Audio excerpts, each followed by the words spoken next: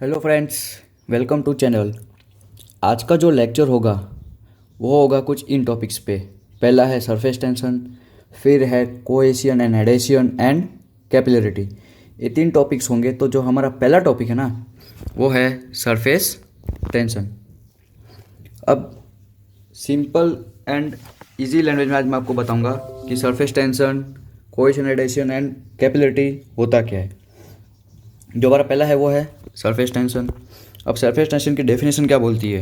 A tensile force acting on a free surface of a liquid per unit length is called surface tension. एकदम सीधी भाषा में बताता हूँ कि फॉर एग्जांपल कि कोई एक पानी है, ठीक है, कोई भी एक समझ लो एक पानी है, ओके।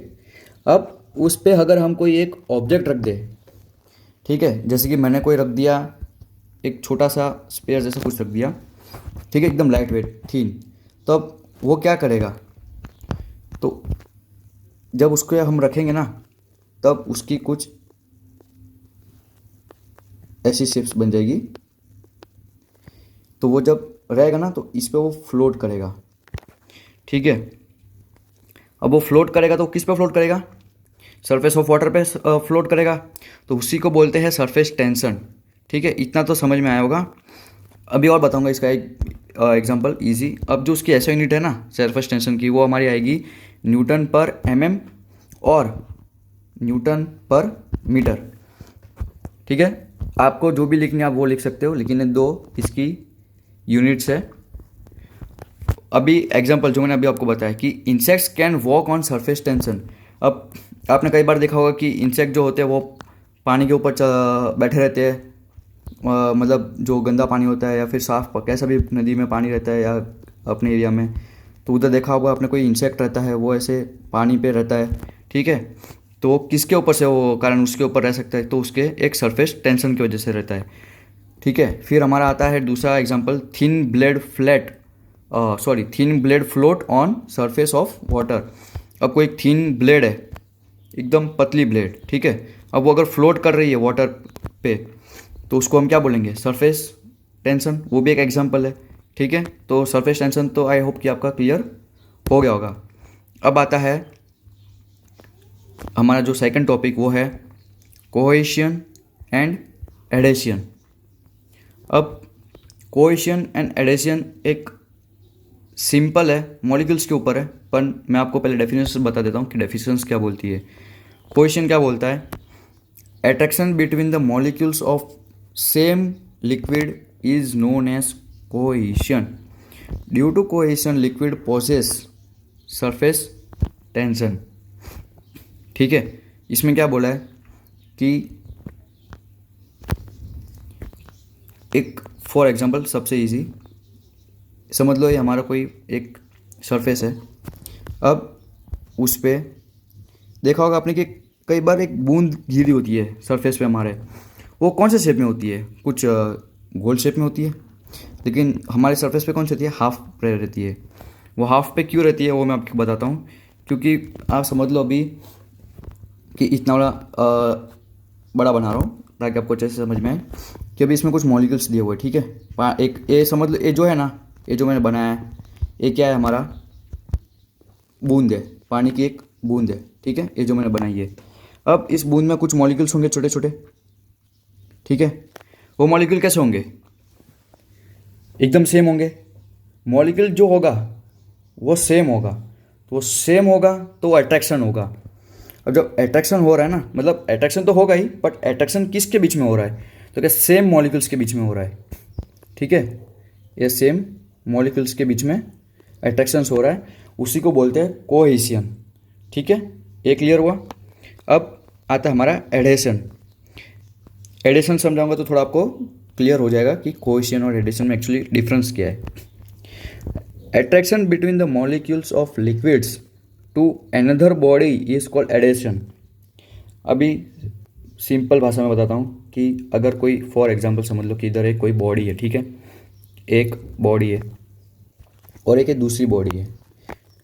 अब ज़रूरी तो नहीं है कि इसका जो मॉलिक्यूल्स होगा वो सेम होगा, इसका भी मॉलिक्यूल्स होगा तो उसका सेम होगा, ठीक है। तो उसके लिए एक एडेशन में ग्लू आता है, आपने कहीं देखा होगा, हार्डवेयर स्टोर्स में मिलता है एडेसिव, ठीक है, वो लिक्विड आता है, ठीक है।